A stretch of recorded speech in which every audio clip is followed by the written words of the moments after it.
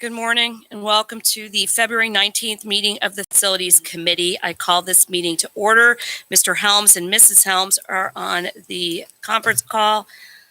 I need an approval of the agenda, but I would like to add an item under 3. It will become 3I, planning for next school year.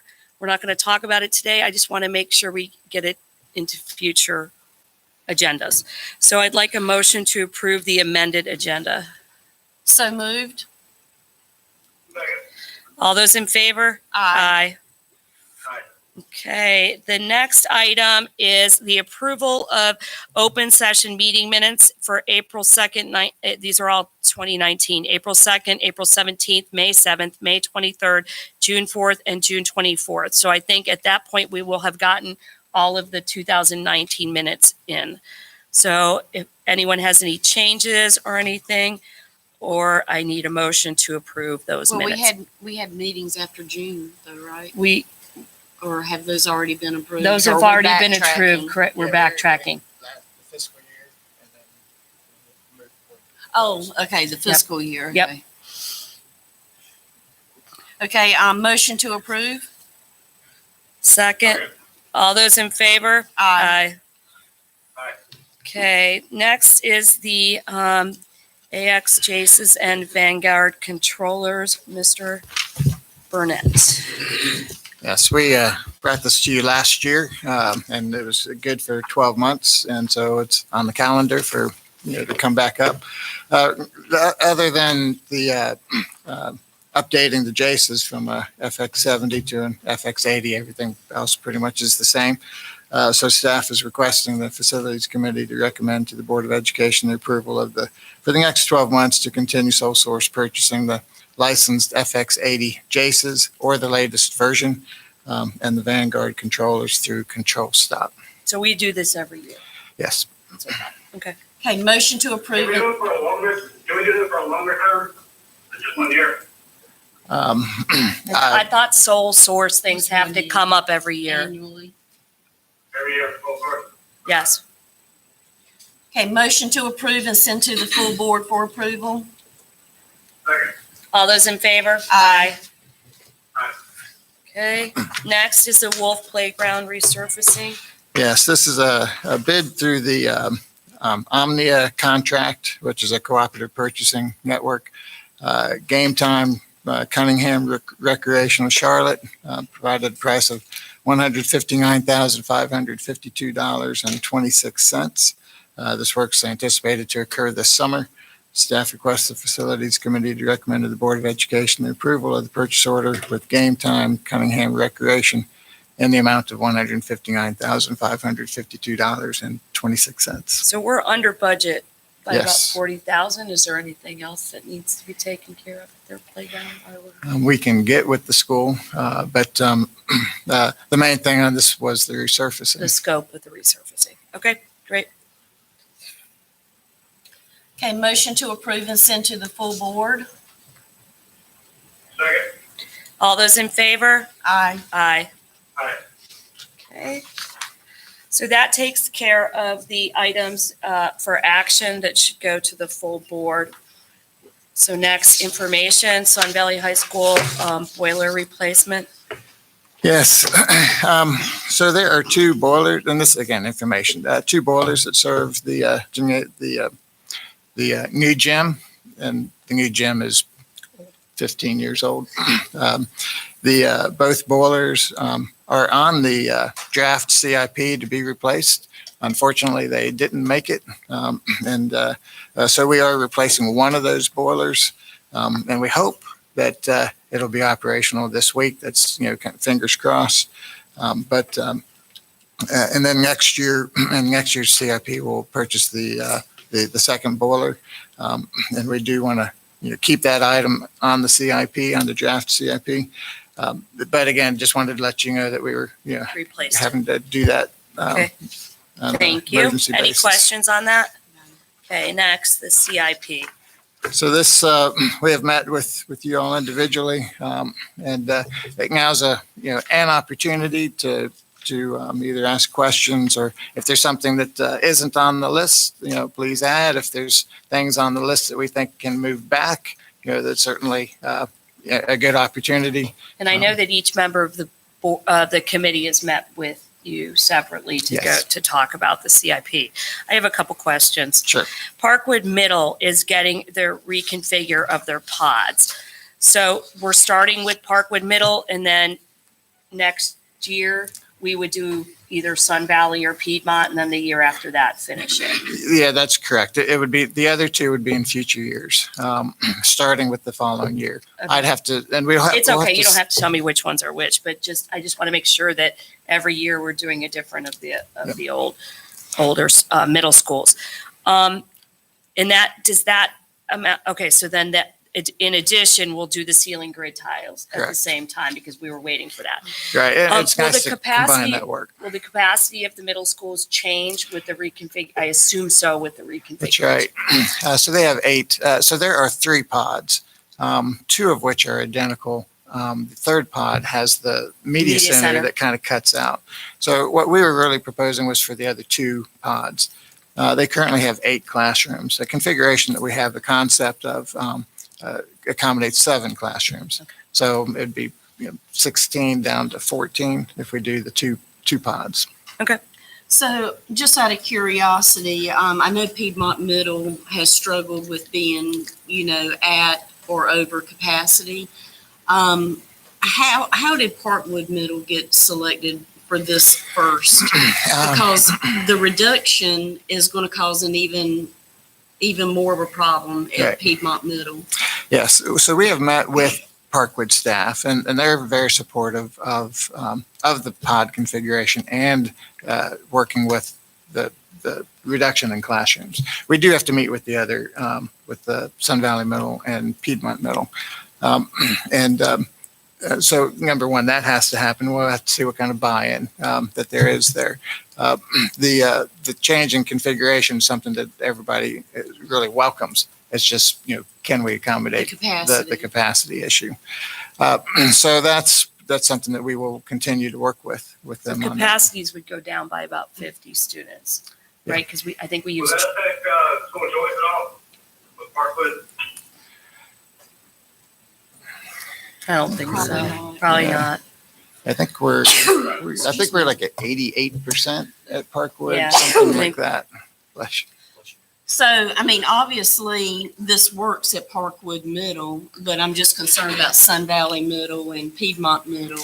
So Sun Valley Middle has quite a bit of number of mobile classrooms. Okay. Um, 9, I And think. Piedmont they have. Middle has 2 or 3, but Yeah, one they is, don't have the number of I don't know if mobiles. they're usable, or, well, I know at least 1 or 2 might be usable. I think one is a storage. And it certainly, as we look at the issues and if it's something that we can't accommodate, perhaps it's one pod that's reconfigured, or maybe it's supplemented with a mobile, if that makes sense. But the classrooms will be larger than their current pie-shaped classrooms. It'll be in a different configuration.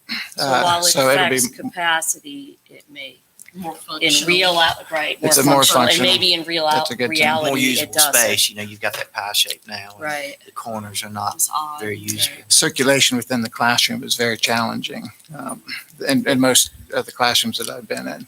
Okay. But this would be a more rectangular, more traditional shape. Yeah, Sun Valley has 9 MCRs, most of them are used. So I think at Sun Valley and Piedmont Middle, that's going to be a challenge to, with their enrollment. Okay. Okay. I have a question for the committee. I know that in looking ahead to next Monday night at our joint meeting, there is a tentative agenda item for a discussion on the draft CIP. And thinking about this and talking with Mr. Strickland yesterday, I'm wondering whether or not we should keep that agenda item on the agenda. I know that we've vetted the draft CIP with the committee, but not with the full board yet, and it has not been approved. And so just wanted your feedback on, would you like to keep that agenda item and keep the discussion at a very high level? Yes. Or would you like for me to request to remove it? I think at a high level, I don't think we're going to turn anything over because it's still a draft, but Just an Mr. update on the Strickland can give an discussion update that we're on the continuing development. to look at the development of the CIP for 2021 and the additional 4 years And we can talk about the process that we've gone that we're through. going through and stuff like that. Okay, I just wanted But your again, feedback. things change daily as things happen. For example, the Sun Valley boiler. I mean, things are constantly revolving. And one of the things I want to do for this year too is ask the county commissioners for permission so right now we have buckets of CIP items. And you can correct me where I'm wrong, but renovations or building or, right there, expansion, building systems. Right now, we can use money within each bucket so if we have one project that goes under and one project goes over in building systems, we can use that underage to apply, but we cannot go into the other buckets. I would like to ask them to be able to use capital like that, as long as we're taking care of the projects that are in our CIP, that we could have a little more flexibility. Flexibility would be very nice. Would be a little bit nicer, but we would still inform the county that we were doing that when we do it. How do you feel about that? Good, okay. So that is another topic that I Okay, would we'll like keep to it on and entertain. just keep it at a high level then. Okay. Thank you. I have one last comment, just to get some feedback since we're face to face today. I know there's a lot of concern about the Porter Ridge High School baseball field, and I know that this is a potential CIP line item for next year's budget. And I think I saw an email yesterday, Mark, you're having a consultant. Can you give us an update, like where we are on the consultant and what Well, that timeline looks like? Mr. Burnett probably is a lot closer to that than I am, if he. Sure. Yeah, so we do have a consultant on board for that project. What we are doing right now is the geotechnical work to help determine what the issues are, what the problems are, to help with that problem solving part. So that's phase So one. we are spending money out of this year's CIP to try We to are. take care of it. Okay, Yeah, we good, wanted that good. to be a true up fund, Okay. funded item. So just so that the community and everyone understands, that's in a floodplain. It's on the And is part of it. Is our goal to keep it in a floodplain? So we certainly can develop ball fields and things like that, and floodplains. This is at the edge of a floodplain. And part of the geotechnical work will be able to determine, what is the underground water, what's that water level, what the water table. And so we'll see. That'll help us determine what the way forward is.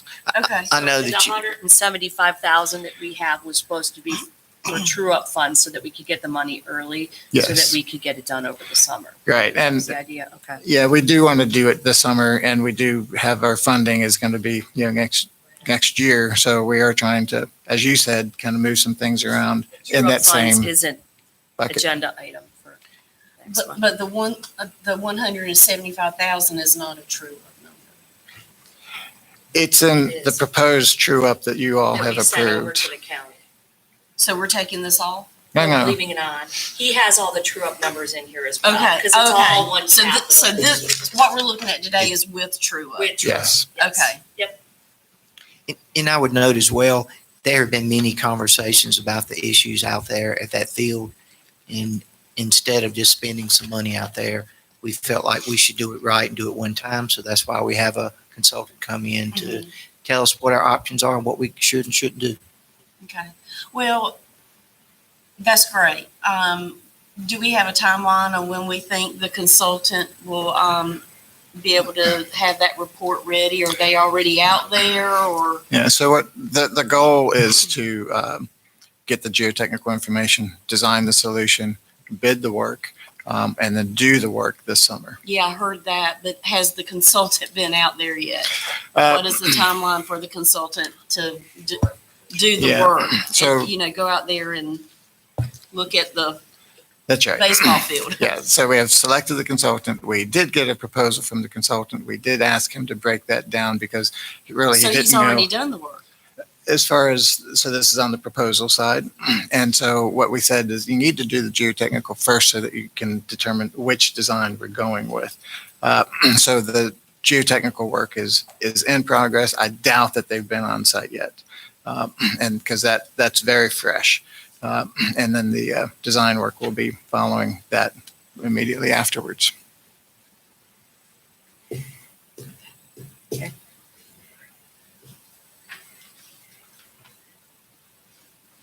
That's all I have. My next one that I have is Sun Valley High School.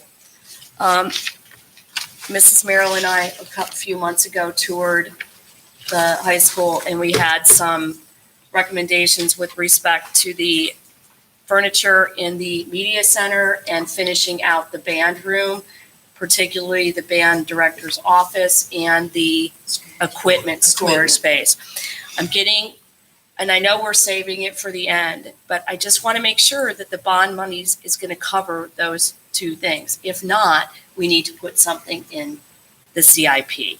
And I think that the closer we're getting to, well, not really the closer to being done, but anyways, we are going to start not having the money. I want to make sure that it's there. Set aside. Right, because there's no point of making it look nicer and having furniture from 20 years ago in there.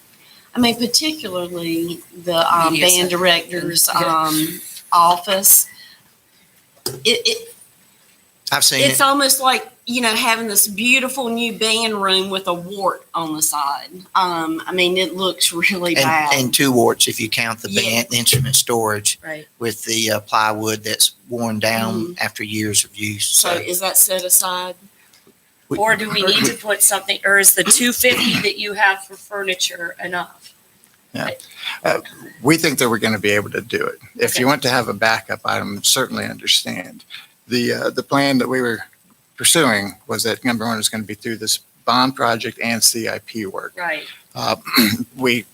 Some of that work has been released, like the carpet and those changes. As far as the furniture, we were expecting to do that through the CIP. But we haven't done it yet, to answer your question on that. The big picture is that was going to be waiting till, further to the end. And I'm okay with waiting for the end, but the end stuff, right. And I recall that some of the sound panels were falling off the They wall. fixed that. All of that's taken That's care been of. They Awesome. fixed them to the wall with actual. Good. Okay. Yes. Great. Okay. Okay, I think that is all that I had. Anybody else have any questions on the draft CIP? We're going to have another look at it before we approve it, but I just want to make sure. Okay. Next is the Wesley Chapel roundabout. Okay, and this is a update, and really, if you have any questions, let me know. But the main thing about this is that from DOT, it appears as though they're going to pursue the roundabout as opposed to turn lanes, and this is at Highway 84 and Wesley Chapel Road. The interesting thing, though, is that they're going to construct the access prior to the roundabout construction, right? And from what you're hearing from NCDOT, they're going to pay for it. Correct? It will be paid for by others. We won't be paying for it. Okay. I think that it's unsafe to have the entrance out onto Weddington Road. I get that. But just so everybody knows, Chamwood is not a whole lot better from a traffic perspective. It backs up onto Chamwood, trying to get onto Potter, to make the left onto Potter Road, which is a stop sign for Chamwood, but not for Potter. So, in that line of cars going through Weddington Road can back up around the curves on Potter Road, especially during busy times of day from 7 o'clock on, 5 minutes to 7 on. So I just want everybody to know that this is a way to get it off of Weddington Road, but we're still going to have some backup and we're going to have some traffic issues. So I guess the question is for Jared as to whether or not there's going to be a director I assume we don't need one anymore, but at that particular spot, but there's going to be backup and it's going to back up into the carpool line because you're not going to be able to get out onto Chamwood because it's backed up at Potter. But it will be good for people to turn right that go around the other way. But right now there's no bridge there. So I'm just. Would you go around the help the traffic backing up though? But they're changing the flow onto Chamwood of Wesley Chapel Elementary traffic before they build the roundabout. So during the, right, so that's my concern. You're right. Once the roundabout is built, it's not going to be as big of a deal. But until that roundabout goes in, and it says it's slated for 2022 or soon after, but all of us know that that can easily change. So I'm just throwing out there. I like the idea of getting it off of Weddington Road, but until that roundabout is built, it's going to be a problem. I live off of Chamwood, so I can tell you what it's like every day. So yes, I live up the street from the elementary school, and once the roundabout comes in, it's going to be fine. But until then, it's a problem. So, okay. Next is planning Marvin Ridge Cluster, Mr. Ogram.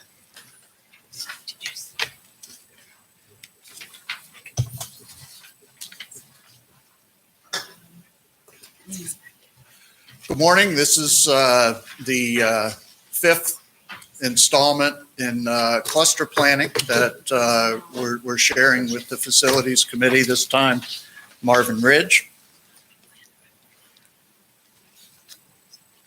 This is the so-called heat map for Marvin Ridge, showing the student density and where it is located.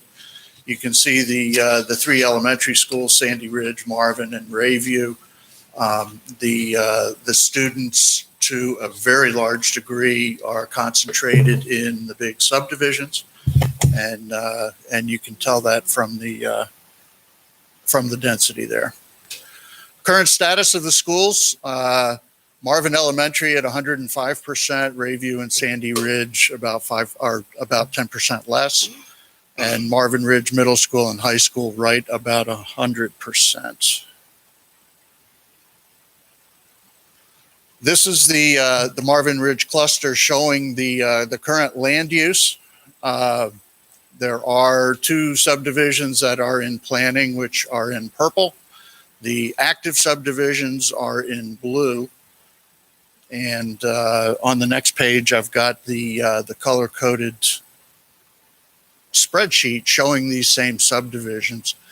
The first thing I would point out is that if you look at the number of to be built total, that's an order of magnitude less than what we've seen at the Sun Valley, the Porter Ridge, and the Weddington clusters that we've looked at already. So 314 homes, 46 of which are designated as 55 plus, that is age restricted. And then 30 additional, which are townhomes. And the location of those townhomes is right at the corner of Ray Road in Mecklenburg County. The subdivisions that are in blue, the active subdivisions, for the most part, do not have a lot of houses left in each of them. And in most of the cases, those subdivisions are building out fairly slowly. Oldenburg is probably the biggest, has the most yet to contribute, and they are currently active. They are currently building in that area. And most of those are 1 per acre, right? Yeah, yes, ma'am. Yeah. Even the unincorporated Mm-hmm. is pretty much. Thank you. And to look at the cohorts, what you see here is the classic pattern that Dr. McKibben has shared with us, and this is what is going on nationally. We have had some variations in the other clusters because we've got development growth that a lot of the country is not seeing. But here at Marvin Ridge, the development growth is, or pressure, I should say, is considerably less. And you see the cohort cluster, the kindergarten is a full 150 children less than even the 5th grade and also the 12th grade. So as those smaller cohorts move through, it does appear at this point with, again, the reduced development pressure, that the Marvin Ridge schools should go in the trend that Dr. McKibben forecast 2 or 3 years ago, which is that in his words, it was going to drop out of the bottom. It's going to go down. So I think we're in relatively good shape with Marvin Ridge for the future. Thank you very much. Anyone have any questions? What I would say also is that for future months, we've hit all the clusters except for Piedmont, Forest Hills, Parkwood, and Monroe. Mr. Helms at one point had requested Forest Hills, so that was my plan for next month, unless the committee desires a different cluster. And then after that, can we do Piedmont? Of course. Thank you. All right. Thank you. Thanks. Thank you very much. Okay, next is construction update. Had the pleasure of taking transportation staff out to the new transportation site. That was on Monday. They had 2 bus loads of staff, so that was a good tour. They were very happy to see the new facility. As far as the facility is concerned, it is very much coming along. We still are projecting the June completion. As far as progress, metal siding is going up on the pre-engineered building. Roofing is just about complete. Masonry is just about complete. And still a lot of site work to go, off-site utilities to go. We haven't really even started finishes yet, so I don't want people to think it's that far along, but it's getting close. Sun Valley High School, the work is continuing. It is very much a different site and has different issues. The cycle of rain continues to impact their progress. The big noteworthies on this site really are that the contractors indicating and projecting that where they had been projecting turning over the new dining and kitchen facility at spring break. We're now going to look at the beginning of summer. So that's a June So that's not a timeframe that we're typo. looking at. That's not a typo. So last meeting, it would be done at spring break. Now we're summer. And we had asked the contractor to again go through the scheduling and make sure that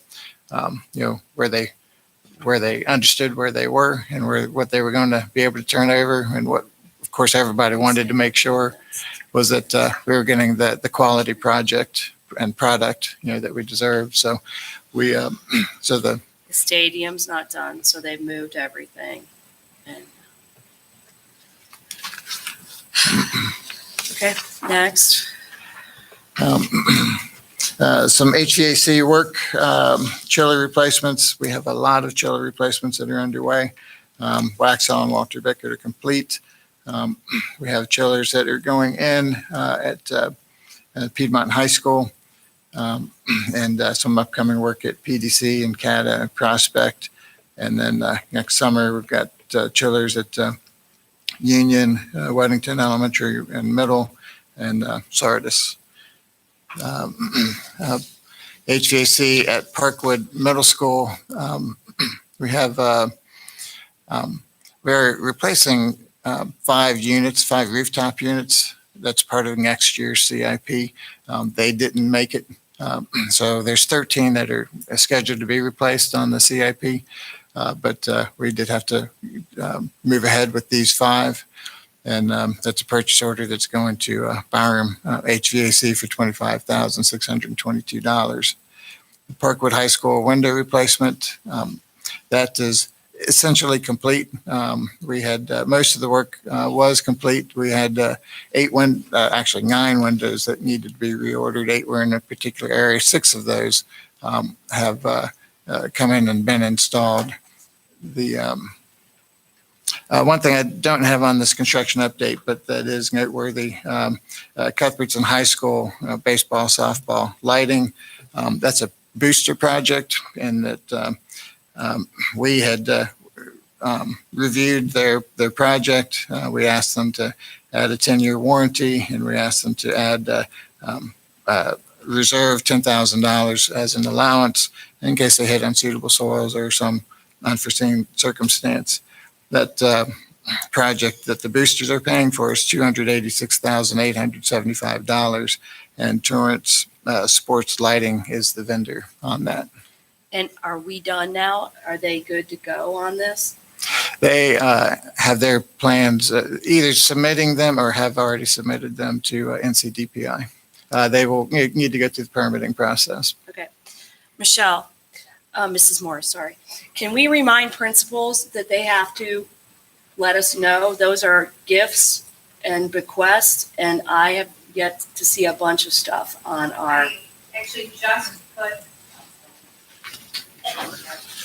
Oh, go ahead. Good morning. I have submitted a leadership memo actually just this week to principals to remind them the process for gifts and donations, and pointed out to them that I've gotten some communication from board members that there are things that aren't being reported from schools, and reminded them that any donation of any, once it hits $1,000, has to be reported. And I assume that they have to be approved by school performance. Somebody has to be, and building modification, if it's a Yes. building modification. There needs to be a group effort to make sure that it's getting approved from the people that it needs to get approved from. Because I read stuff every day, and Yeah, I know that it didn't come through us. yeah. Yes, if you're touching the building, even paint, you need to go through facilities to get anything. Yes, thank you. Yes. Yeah. Anything. Right, and And it's not happening consistently. we remind them about technology also. It has to be approved through Jay. And I think I failed to mention, but on this particular project, the Booster Club we did get a building You did grounds get it, right. modification form. We did work through them I on haven't that. seen it on the gifts and bequests thing as a donation to the school system or to Cuthbertson.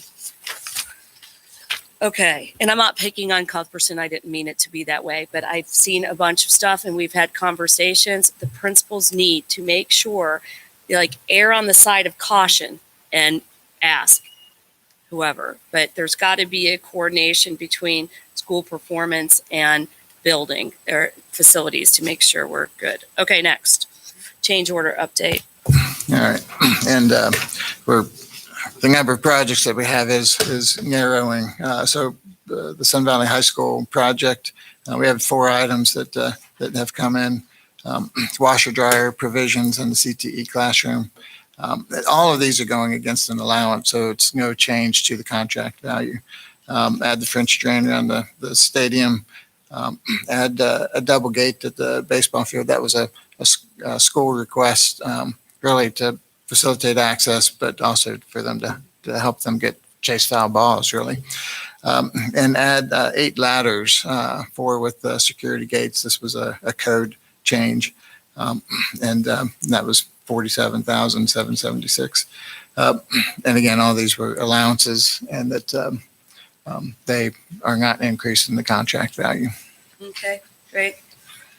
Building and zoning, everybody can take a look at that. Does anyone have any questions? No. Surplus, anybody have any questions? No. Okay. The last thing is the additional item that I added. I just want to make sure that as a group, we're looking at planning for next school year. We need to talk about MCRs, and if there's a need to move MCRs to any school, the cost of moving it and the time to movement. I don't need next month, we need to start having this. How long does it take to move an MCR? I'll need to know that. Oh, okay. Next up. Also, with respect to new subdivisions and assignment, we need to be looking at that as we go through the process too. I know that we've talked about it every time Mr. Okram gives us our updates on a cluster, but we need to just remember that as we go through this. We're going to be one more year into House Bill 90. So we need to make sure that we're looking at all that. And I know a lot of times we don't know how many move in over the summer and things like that, but we need to just be planning for the next school year. I've actually scheduled a meeting with staff to address this issue and Okay, to awesome. begin some preliminary discussions about where we might have potential concern. Okay. And would be happy to come back to this committee if we feel that we need to make some changes. Okay. I think we're meeting on this topic next week. I had to reschedule it, so. Okay, no problem. I just want to make sure that we're just on top of it as a facilities committee.